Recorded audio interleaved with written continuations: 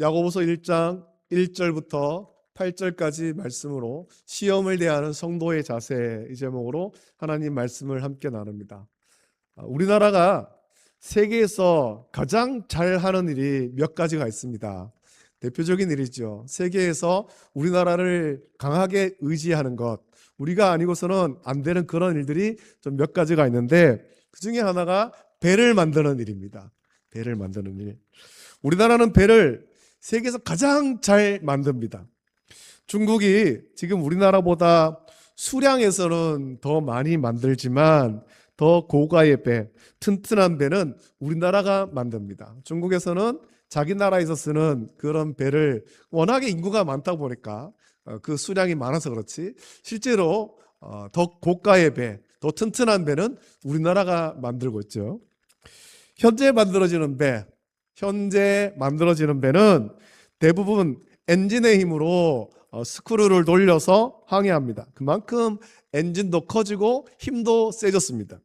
큰 배를 움직이기 위해서는 엔진의 힘을 이용해야 됩니다. 연료를 태워야 되죠. 경유를 태우든 아니면 요즘에는 에탄올을 태우고 암모니아를 태우기도 하는데, 그런 연료를 태워서 엔진을 돌려야 됩니다. 그런데 기후와 환경에 사람들이 관심을 가지고, 그래서 이대로 가다가는 점점 지구가 더워져서 우리가 다 망하겠다. 그래서 기후와 환경에 관심을 가지면서 배출가스를 좀 더 줄였으면 좋겠다. 그래서 자동차도 배출가스를 줄여서 이제는 전기차도 나오고, 배도 배출가스를 좀 줄여야 되겠다. 그렇게 해서 노력을 많이 합니다. 그래서 일반 엔진이 아닌, 옛날처럼 경유를 태우는 그런 배가 아닌 이제 다른 거를 태우죠. 암모니아나 이런 것들을 태우면 배출가스가 거의 없는 엔진을 만들 수가 있다고 합니다. 그런데 이런 노력 가운데 참 재미있는 일이 일어나고 있는데, 현대에 만들어지고 있는 그 배에 옛날처럼 돛을 다는 겁니다. 옛날처럼 돛을 달고 있습니다. 그래서 바람의 힘을 이용해서 항해를 하겠다, 이런 연구가 이루어지고 있습니다. 여러분, 돛으로 바람의 힘을 이용해서 항해하는 것은 이거 옛날의 이야기입니다. 산업혁명 이전에 있었던 옛날 방식이라고 여겼는데, 기후하고 환경에 관심을 가지면서 옛날 바람의 힘으로만 항해했던 것을 현대에 다시 이용하는 그런 현상이 일어나고 있습니다. 여러분, 현재 만들어지는 배는 산업혁명 이전에 만들어지던 배하고는 이제 비교할 수 없을 정도로 큽니다. 또 그때는 배를 나무로 만들었죠. 지금은 전부 쇳덩이로 만듭니다. 배의 무게가 작게는 작은 것도 한 몇천 톤, 큰 거는 몇만 톤, 심지어는 10만 톤이 넘는 배도 있어요. 이렇게 크고 무거운 배가 어떻게 옛날처럼 돛을 달아가지고 바람으로 항해할 수 있겠습니까? 이게 모두 불가능하다고 생각했죠. 몇만 톤이나 되는데 그거 어떻게 바람으로 항해하겠어? 그렇지만 그런 일들이 지금 벌어지고 있다는 거죠. 옛날에 그 돛의 모양과 재료는 다르지만 바람을 이용하는 것 같습니다. 그렇게 돛을 달아서 바람을 이용하면 커다란 배가 크게 힘을 들이지 않아도, 또 엔진을 많이 사용하지 않아도, 연료를 많이 태우지 않아도 충분하게 항해를 할 수 있다는 거죠. 배에 다는 돛은 옛날이나 지금이나 원리는 같습니다. 거센 바람을 피하지 않고 그것을 마주하고 오히려 이용해서 더 빨리 효율적으로 나가는 겁니다. 바람이 없는 잔잔한 바다에서 항해하는 것이 쉬울 것으로 여기지만, 바람이 없으면 오히려 앞으로 나가지 못합니다. 여러분, 우리 신앙의 원리도 이와 같습니다. 우리에게는 고난이라고 하는 바람이 불어올 때가 있습니다. 우리는 이 고난이라고 하는 바람이 없었으면 좋겠는데, 우리가 신앙생활 하는 동안 고난이 불어닥치지 않으면, 그래서 항상 평안하고 잔잔하고 이랬으면 좋겠지만, 이 고난이라는 바람이 불어오죠. 고난이라는 바람이 불어올 때 그것을 피하려고 하기만 하고 또 원망 속에 주저앉는 것이 아니라 그 바람을 타고 하나님께로 더 나아가는 것이 성도의 지혜이자 능력입니다. 오늘 본문을 기록한 이 야고보는 우리에게 그 방법을 가르쳐주고 있는 거예요. 우리의 삶 가운데, 우리 신앙생활 가운데 예수님을 나의 구주로 믿는 이 삶 속에 반드시 고난이 불어닥치는데, 그때에 원망하지 말고 절망하지 말고 그 고난의 바람을 이용해서 오히려 더 앞으로 더 나아가라. 믿음이 성장하라는 겁니다. 야고보서를 기록한 사람은 예수님의 12제자 야고보가 아닙니다.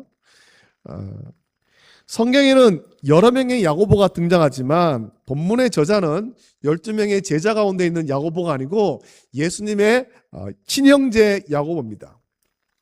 이 친형제 야고보는 처음에는 예수님을 메시아로 믿지 않았습니다. 아니, 나와 같은 어머니에서 태어났고 같은 집에서 자랐고 내가 저분의 삶을 다 아는데 저분이 무슨 메시아냐. 예수님의 친형제 야고보는 처음에 예수님을 메시아로 믿지 않았습니다. 그러나 부활하신 주님을 만난 후에 변화되어서 예루살렘 교회의 핵심적인 지도자가 되지요. 이후에는 사실 예수님의 12제자 야고보의 행적은 그렇게 많이 기록되어 있지 않습니다.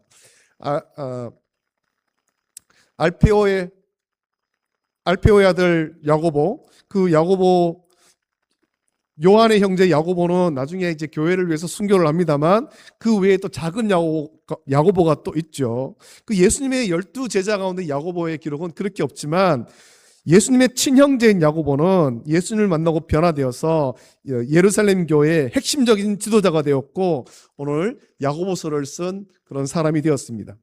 오늘 본문 1절에서 야고보는 자신을 이렇게 소개합니다. 하나님과 주 예수 그리스도의 종이라고 아주 겸손하게 소개합니다. 예수님의 형제 야고보 이렇게 안 하고 예수님의 종이라고 말합니다. 육신으로는 형님이었을지 모르지만 영적으로는 예수님을 자신의 주인이자 하나님으로 고백하는 거예요. 예수님을 구주로 믿기 전에는 이렇게 고백하지 않았지만 부활하신 예수님을 만나고 그가 성령으로 변화된 이유는 예수님은 나의 주님이시구나, 이것을 고백하는 거예요. 야고보는 이 편지를 흩어져 있는 12지파에게 씁니다. 야고보가 이 편지를 쓸 당시의 배경을 보면 성도들이 평안한 상태가 아니었습니다. 성도들은 아주 혹독한 시련을 겪고 있었습니다. 1절에 언급된 흩어져 있는 12지파라는 표현이 이것을 잘 보여줍니다. 지금 성도들이 다 흩어진 겁니다. 12지파, 예수 그리스도를 구주로 믿는 성도를 말하고 이들이 지금 흩어졌다라는 거죠. 12지파는 단순히 구약의 이스라엘 지파만을 의미하는 것이 아니라 예수 그리스도를 믿음으로 새로운 이스라엘이 된 모든 성도를 의미하는 것입니다. 자, 이들이 흩어졌습니다. 무엇 때문에 흩어졌겠습니까? 박해 때문에 흩어진 거예요.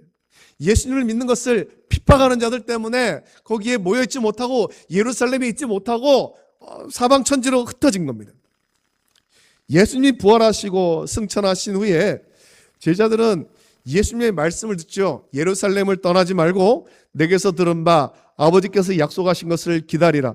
요한은 물로 세례를 베풀었으나 너희는 몇 날이 못되어 성령으로 세례를 받으리라 라고 말씀했고 그 말씀대로 제자들은 모여서 간절히 기도했습니다. 그리고 예수님의 말씀은 곧 성취되는데 사도행전 2장에 기록된 오순절에 그들이 다 같이 한 곳에 모여 기도할 때 하늘로부터 급하고 강한 바람 같은 소리가 있어 그들이 앉은 온 집에 가득하며 마치 불의 혀처럼 갈라지는 것들이 그들에게 보여 각 사람 위에 하나씩 임하는 성령의 충만함을 받았습니다. 예수님께서 부활하시고 50일째 되는 날이잖아요. 오순절 성령 강림으로 제자들은 변화되었고 성령의 역사로 담대하게 복음을 전해서 그들이 성령을 받은 그날 오순절에 세례를 받고 예수 그리스도를 구주로 믿는 사람이 3,000명이나 더했다. 베드로의 설교를 듣고 예수님을 구주로 믿은 사람들이 3,000명이나 더했다라고 사도행전 2장 41절에 기록되어 있습니다. 초대 예루살렘 교회의 아주 폭발적인 부흥을 보여주는 겁니다. 교회는 놀랍게 부흥했습니다. 오순절 성령 강림 이후에. 그러나 얼마 지나지 않아 교회는 박해가 일어나게 되죠. 사도행전 7장에서 초대 교회의 7집사 중에 한 사람인 스데반 집사님이 순교하잖아요. 복음을 전하다가 순교했습니다. 사도행전 8장은 스데반의 순교 이후에 예루살렘 교회에 큰 박해가 일어났고 성도들은 신앙을 지키기 위해서 정든 고향과 삶의 터전을 떠나 낯선 타국으로 다 흩어졌습니다. 제자들 외에는 다 흩어진 거예요. 그래서 그 중에 보면 빌립 집사님, 초대 예루살렘 교회 7집사 중에 한 사람인 빌립 집사님 같은 경우에는 사마리아로 가게 됐죠. 박해를 피해 흩어진 성도들은 사회적으로는 이방인들의 조롱과 멸시를 견뎌했죠. 자기 땅에서 살지 못하고 자기 동족에게 핍박받아서 도망온 사람. 그래서 그 이방인들의 조롱과 멸시를 견뎌야 됐고, 경제적으로는 급하게 자기 고향과 터전에서 모든 것을 버리고 떠나왔기 때문에 극심한 가난과 결핍에 시달려야 했습니다. 이런 절박한 상황 속에 있는 성도들에게 야고보는 위로와 권면의 메시지를 보내는 거예요. 예수님 믿으면 잘 될 줄 알았는데, 예수님 믿으면 다 복 받을 줄 알았는데 그게 아니더라는 겁니다. 환난과 핍박이 임하게 되었죠. 극심한 가난 속에 살고 있습니다. 이런 상황에서 야고보는 2절 말씀에서 성도를 위로합니다. 내 형제들아, 너희가 여러 가지 시험을 당하거든 온전히 기쁘게 여기라. 놀라운 선포를 합니다. 지금 예수님 믿는 것 때문에 핍박을 받아가지고 고향과 친척을 떠나서 흩어져가지고 또 거기에서도 내가 잘 살지 못하고 가난 속에 어려움 속에 살고 있는데, 야고보가 편지를 보내서 여러 가지 시험을 당하거든 온전히 기쁘게 여기라는 겁니다. 여러분, 기쁘게 여길 수 있겠습니까? 인간적으로 생각하면 참 이해가 안 되는 말입니다. 그렇게 생각할 수 있겠죠. 야고보는 지금 우리랑 다른 상황이지, 야고보는 편하게 살고 있겠지, 그러니 우리 보고 저렇게 하겠지. 목사님은 우리 삶 다 모르잖아요. 그러니까 그렇게 말하는 거잖아요. 그렇게 말할 수 있다는 겁니다. 여러분, 고난이 닥쳤을 때 어떻게 기뻐할 수 있겠습니까? 여기서 시험, 이 시험이라는 단어는 헬라어 원어로 보면 페이라스모스라고 합니다. 이 단어는 두 가지 의미가 있는데, 하나는 우리를 넘어뜨리는 사탄의 유혹, 템테이션이고, 다른 하나는 우리의 믿음을 단련해서 성장시키는 하나님의 트라이얼, 테스트, 연단입니다. 본문에서의 문맥은 외부로부터 온 시련과 고난, 연단을 의미합니다. 야고보가 기쁘게 여기라고 한 이유는 이 시험 자체가 즐거워서가 아니라 그 시험을 통해 하나님이 이루실 결과 때문에 시험이 오거든 기뻐하라 라는 거죠. 3절과 4절 말씀을 보면, 시험은 믿음의 시련이 되어서 우리 안에 인내를 만들어냅니다. 그리고 그 인내를 온전히 이루면 우리가 조금도 부족함이 없는 온전하고 구비된 자가 된다라고 야고보는 말하고 있습니다. 이게 무슨 말이냐면, 마치 이제 거대한 쇠붙이가 뜨거운 용광로를 거쳐서 불순물이 제거되죠. 용광로 속에서 불순물이 제거되고 또 이제 여러 가지 재련을 통해서 강한 강철이 되듯이 우리 신앙도 시험을 통과할 때, 그래서 불순물이 제거될 때 비로소 순결하고 단단해진다라는 겁니다. 쇠를 두들기면 그 두들기는 힘이 너무 세지만 맞으면 맞을수록 쇠는 더 강해지는 거예요. 단단해지는 거예요. 우리가 기억해야 될 것은, 이런 시험이 올 때 시험을 이겨내는 힘은 단순히 우리 자신의 의지나 노력으로 되는 것이 아니라는 겁니다. 내가 어떻게든 버텨보자, 그렇게 해서 시험을 이기는 것이 아니라는 거예요. 우리는 못 버팁니다. 우리가 시험 가운데 인내하면서 나갈 수 있는 근거는 우리를 죄에서 구원하기 위해 십자가에서 보혈을 흘려 죽으신 예수 그리스도께 있는 것입니다. 시험이 올 때 예수님을 바라봐야 돼요. 예수님은 우리의 허물과 죄를 대신 지시고 그 큰 시험과 고난을 다 당하셨잖아요. 예수님은 십자가라는 극한의 시련 앞에서 절대 도망하지 않으셨고, 오직 하나님 아버지의 뜻을 신뢰하면서 마침내 손과 발에 못이 박히고 머리에 가시가 서시고 옆구리에 창에 찔려 물과 피를 다 쏟으시고 하나님 뜻을 이루셨습니다. 구원을 이룬 거예요. 우리가 시험을 당할 때 가장 먼저 해야 할 일은 이 예수 그리스도를 깊이 묵상하는 겁니다. 예수님을 묵상해야 돼요. 우리가 어느 순간에든 항상 예수님을 묵상해야 되지만, 여러분, 특별히 우리 가운데 어려운 일이 생겼을 때, 시험이 올 때 나를 위해서 죽으신 예수님을 깊이 묵상하시기를 예수님의 이름으로 축복합니다. 예수님이 어떻게 하셨습니까?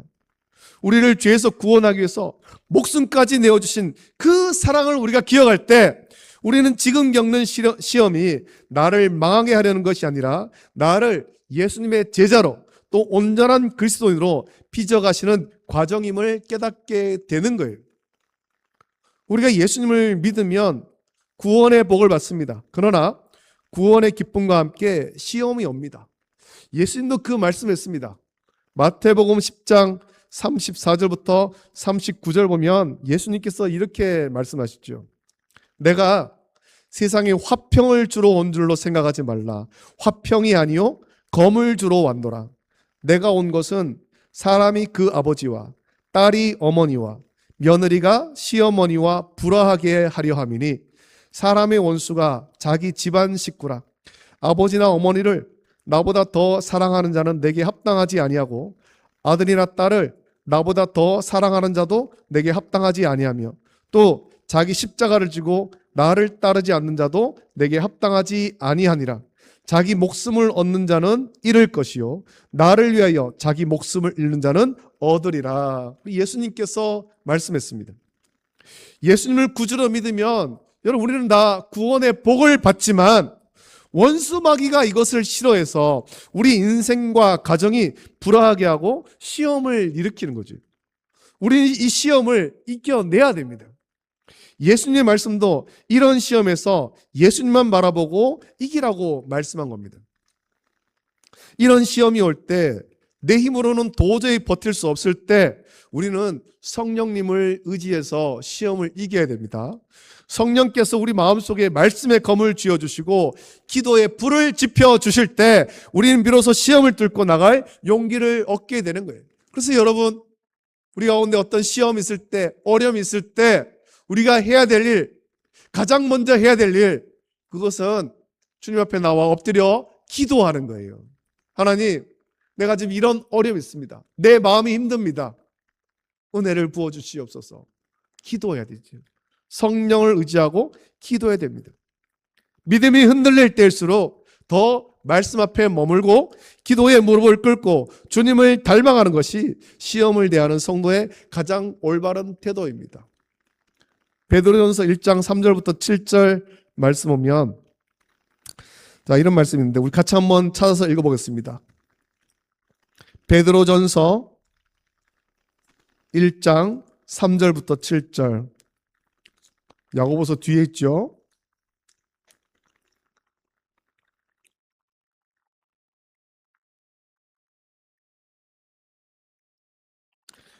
베드로전서 1장 3절부터 7절 우리 말씀을 같이 읽겠습니다. 시작. 우리 주 예수 그리스도의 아버지 하나님을 찬송하리로다. 그의 많으신 긍휼대로 예수 그리스도를 죽은 자 가운데서 부활하게 하심으로 말미암아 우리를 거듭나게 하사 산 소망이 있게 하시며 썩지 않고 더럽지 않고 쇠하지 아니하는 유업을 잊게 하시나니 곧 너희를 위하여 하늘에 간직하신 것이라. 너희는 말세에 나타내기로 예비하신 구원을 얻기 위하여 믿음으로 말미암아 하나님의 능력으로 보호하심을 받았느니라. 그러므로 너희가 이제 여러 가지 시험으로 말미암아 잠깐 근심하게 되지 않을 수 없으나 오히려 크게 기뻐하는도다. 너희 믿음의 확실함은 불로 연단하여도 없어질 금보다 더 귀하여 예수 그리스도께서 나타나실 때에 칭찬과 영광과 존귀를 얻게 할 것이니라. 아멘. 자, 그런데 시험을 겪다 보면 때로는 이게 너무 힘들어서 머릿속이 하얘지고 무엇을 어떻게 해야 될지 모를 때가 있습니다. 상황이 너무 복잡해서 갑자기 여러 가지 어려운 일들이 닥치면 상황이 너무 복잡해서 어떤 결정을 내려야 될지 참 막막할 때가 있죠. 그래서 야고보는 오늘 본문 5절 말씀에서 우리에게 지혜를 구하라 라고 권면하는 겁니다. 시험이 올 때 지혜를 구하라. 이 지혜는 세상의 지혜가 아닙니다. 고난의 의미를 하나님의 관점에서 해석하고 그 가운데서 하나님의 뜻을 발견하는 영적인 통찰력을 구하라는 겁니다. 육신의 눈으로 그 고난만 바라보는 것이 아니라 영적인 눈으로 바라보라라는 거죠. 감사하게도 우리 하나님은 후히 주시고 꾸짖지 아니하시는 분이십니다. 너 왜 그렇게 지혜가 없어? 너 왜 그렇게 어리석어? 이 문제 앞에서 왜 쩔쩔매고 있어? 야단치시는 하나님이 아니라, 하나님 내가 어떻게 될지 모르겠습니다. 기도하면 우리를 긍휼히 여기시고 후히 주시고 꾸짖지 아니하시는 분, 지혜를 주신다는 거예요. 우리가 부족함을 인정하고 엎드리기만 하면 하나님은 시험을 이길 지혜를 넉넉하게 부어주시는 거예요. 그래서 세상의 힘으로, 세상의 관점으로 문제를 해결하는 것이 아니라 하나님의 지혜로 영적인 관점에서 문제를 해결하도록 지혜를 주시죠. 하지만 지혜를 주실 때 반드시 지켜야 될 원칙이 있습니다. 6절에 기록된 것처럼 오직 믿음으로 구하고 조금도 의심하지 말아야 한다는 겁니다. 의심하는 자는 마치 바람에 밀려 요동치는 바다 물결 같다 했습니다. 아니 내가 기도하긴 하는데 뭐 뾰족한 수가 나겠어? 기도하면서도 어떻게 내가 이거를 인간적인 방법으로 해결될지 그걸 고민하지 말라라는 거죠. 여기서 의심한다라는 것은 하나님이 살아 계시는지 아닌지를 의심하는 차원을 넘어서 하나님이 과연 이 상황에서 나를 도우실까? 기도한다고 문제가 해결될까? 혹은 하나님보다 더 좋은 방법이 세상에 있지 않을까라고 하면서 마음이 두 갈래로 갈라지는 것을 의미하는 거예요. 여러분, 저와 여러분들은 의심하지 말고 기도해야 됩니다. 시험이 올 때 의심하지 말고 기도하십시오. 하나님, 나에게 이런 문제가 있습니다. 하나님, 나를 도와주십시오. 나를 구원해 주십시오. 의심하지 말고 기도하라는 거예요. 의심하고 기도하면 응답이 이루어지지 않습니다. 그래서 7절, 8절은 경고하고 있지 않습니까? 이런 사람은 주께 무엇이든 얻기를 생각하지 말라. 응답이 안 이루어진다는 겁니다. 두 마음을 품어 모든 일에 정함이 없는 자는 마귀의 좋은 먹잇감이 되는 겁니다. 이렇게 할까 저렇게 할까 막 갈팡질팡하고 오히려 마귀의 먹잇감이 됩니다.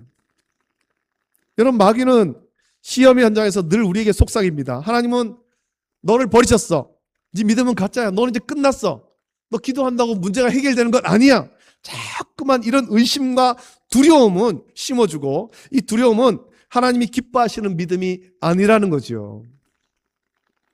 하나님은 우리가 폭풍우 치는 바닥 한가운데서도 주님이 이 배의 키를 잡고 계심을 믿고 평안 누리기를 원하시는 것입니다. 내 인생의 주인, 우리 가정의 주인, 내 삶의 주인이 하나님이십니다. 하나님이 내 인생의 키를 쥐고 계십니다. 나는 주님만 따라가겠습니다. 이 믿음으로 평안 누리기를 원하시는 거예요.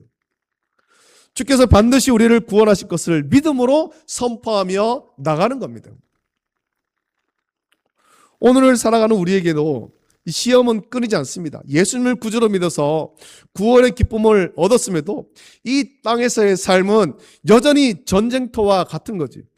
사람과의 관계에서 오는 배신감과 상처로 마음이 찢어지는 시험을 받기도 하고, 갑작스러운 어떤 경제적 위기나 재물의 손실로 인해서 생계가 위협받는 그런 시험을 겪기도 합니다. 때로는 사랑하는 가족이나 자신의 육체에 찾아왔던 질병, 어려움으로 인해서 깊은 절망의 골짜기를 지날 때도 있습니다.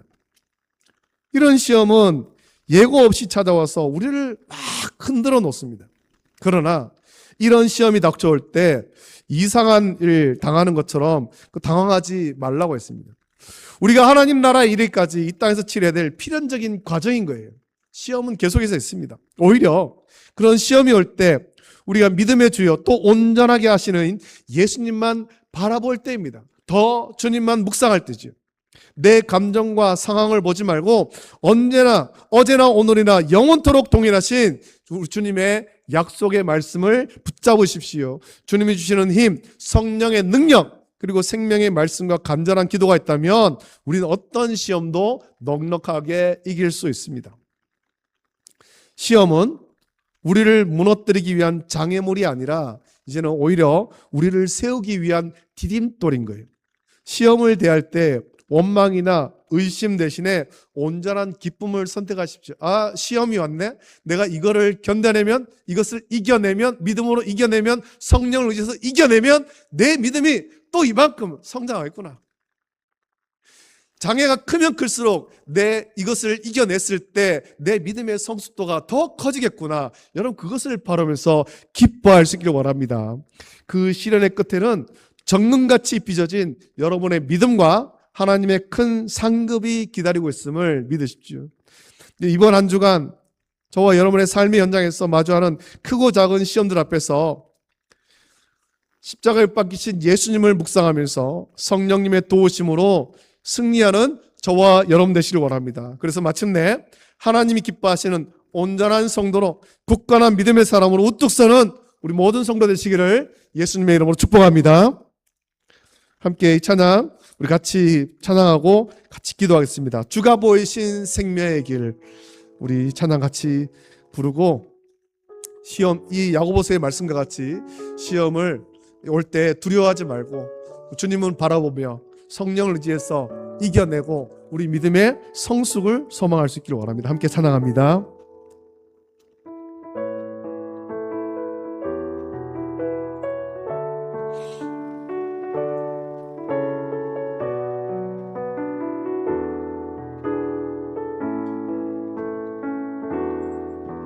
주가 보이신 생명의 길, 나 주님과 함께 상한 마음을 들이며 주님 앞에 나가리. 나의 의로움이 되신 주, 그 이름 예수. 나의 길이 되신 이름 예수. 나의 길 오직 그가 하신 하나님, 나를 단련하신 후에 내가 정금같이 나온 나의 길 오직 그가 하신 하나님, 나의 길 오직 그가 하신 하나님, 나를 단련하신 후에 내가 정금같이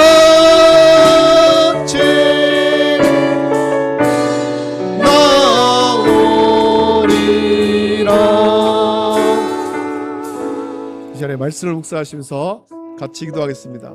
우리의 삶에는 크고 작은 시험들이 계속해서 있습니다.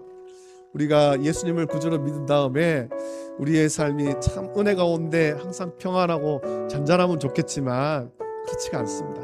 주님 나라 가기까지 크고 작은 시험이 있습니다.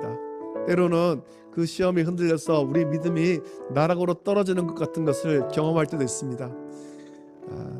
그러나 오늘 말씀을 의지해서 그 시험이 올 때 우리가 우리 위에 십자가에 못 박히신 예수님을 바라보고 성령님을 의지해서 이 시험을 이겨내고 그 이긴 만큼 우리 저와 여러분들의 믿음이 한 단계 더 성숙하기를 소망할 수 있기를 원합니다. 그래서 어떤 사람도 그 시험에 걸려 넘어지지 않고, 시험은 있지만 걸려 넘어지지 않고 이 시험을 주를 의지해서 성령을 의지해서 이겨내라고 담대하게 선포하고 또 전할 수 있는 저와 여러분 되도록 은혜 달라고 이제 간절한 마음으로 함께 기도하겠습니다. 거룩하신 아버지 하나님, 사랑과 은혜를 감사합니다. 오늘도 아버지 하나님 말씀을 함께 나눕니다. 야고보서의 말씀을 함께 나눕니다. 아버지 하나님 초대교회에 많은 시험이 있었습니다. 환난과 핍박이 있었습니다. 삶의 터전을 떠나야 됐고, 아버지 하나님 가난 속에 고통받았습니다. 아버지 하나님 그 핍박은 멈추지 않고 계속해서 가는 곳마다 쫓아올 때 그것이 너무나도 힘들지만 야고보는 오늘 편지를 보내며 그들에게 여러가지 시험이 올 때 두려워하지 말고 오히려 기뻐하라고 했습니다. 이유는 이 시험을 이겨내고 마침내 우리의 믿음이 연단되고 성숙해지고 온전해지기 때문이다 라고 말씀하셨습니다.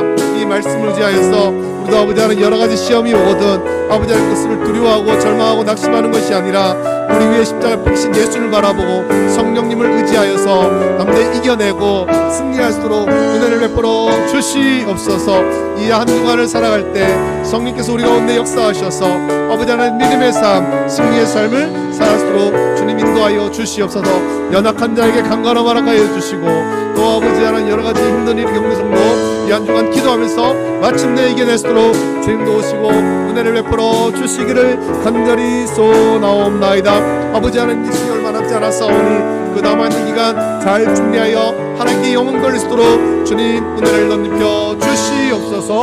아버지 하나님 모든 것을 감사드리며 거룩하신 예수님의 이름으로 감사 기도드리옵나이다.